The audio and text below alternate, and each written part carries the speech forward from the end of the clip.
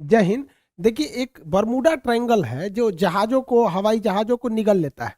यहाँ कोई जहाज़ वगैरह भी जाती है तो निगल लेगा। ये अटलांटिक महासागर में है। इस 1964 में विंसन गैडिज ने अपनी पुस्तक में, मैगजीन में बताया था कि ये किस तरह से जहाज़ों को वगैरह को निगल लेता है। इसलिए इस ट्रायंगल को डेविल ट्रायंगल या फिर रहस्यमयी ट्रायंगल कहा गया। यहाँ जाने के बाद जहाज़ों में अचानक परिवर्तन देखा, इंजन काम नहीं करेगा, जहाज़ धंसने लगेगी, कोई तैरना चाहेगा तो तैर नहीं पाता है, अजीब अप्रिय घटना होगी और अचानक ही हो जाती थी। और ये जहाज डूब के कहाँ जाते थे सब ये भी नहीं पता चलता था किसी को। यूं तो यहाँ हजारों घटनाएं हुई हैं। कुछ फेमस घटना देखते हैं। अगस्त 1942 में अमेरिकी नौसेना के जहाज अपने रूटीन एरिया पे थे सब, उन्हें बम्बार्डमेंट करके लौटना था इसी बरमूडा ट्रायंगल के ऊपर से। लेकिन अचानक उनका संपर्क रेडियो स्टेशन से टूट जाता है, उसमें लगे हुए इंस्ट्रूमेंट काम करना छोड़ देते हैं, उनका नेविगेशन सिस्टम पूरी तरह फेल हो जाता है। सब में एक कॉमन समस्या देखी जाती है कि उनका कंपास काम नहीं कर रहा होता और ये जहाज पूरी तरह ध्वस्त हो जाता है। इसको खोजने के लिए 2 दिन बाद रेस्क्यू टीम जाती है। रेस्क्यू टीम का भी पता नहीं चलता है क्योंकि वो भी उसी रास्ते से जा रही होती है जहां से उनका लास्ट लोकेशन ट्रेस किया गया था।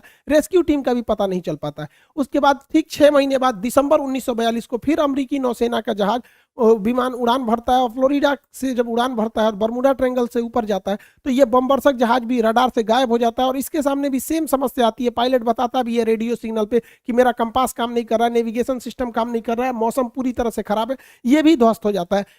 इसको जब ढूंढने के लिए जो रेस्क्यू टीम जाती है इसके बैकअप में, तो रेस्क्यू टीम का भी आज तक कोई पता नहीं चला कि वो रेस्क्यू टीम कहाँ चली गई। 1970 में एक पायलट यहाँ से लौट के आए थे, नाम था उनका ब्रूइस गर्नन। ये जब लौट के आए थे इन्होंने बताया था कि वहां पे क्या क्या घटनाएं हुई थी। इन्होंने बताया कि अचानक बरमूडा ट्रायंगल के जब ऊपर से गया गया तो अचानक मौसम बिगड़ गया और सामने बादलों का एक पूरा धुआं, कोहरा टाइप का छा गया, धुंध हो गया बादलों का और ऐसे लग रहा था जैसे बादलों की गुफा है। ये इन्हें कुछ दिख नहीं रहा था। इसमें जब प्रवेश किए तो ये खत्म होने का नाम ही नहीं ले रहा था। इसके अंदर मौसम इतना खराब था और इनका रेडियो फ्रीक्वेंसी भी गड़बड़ काम करी थी, इलेक्ट्रॉनिक्स वगैरह काम करना छोड़ दिए थे इनके जहाज के। और इनकी जहाज की रफ्तार बहुत ही तेज हो गई थी और रडार पे कोई भी दूसरा रेडियो स्टेशन या एयरपोर्ट अथॉरिटी का कोई भी रडार सिग्नल मैच नहीं कर रहा था। इन्हें कुछ समझ में नहीं आ रहा था और लेकिन ये जहाज को आगे की ओर ले जा रहे थे।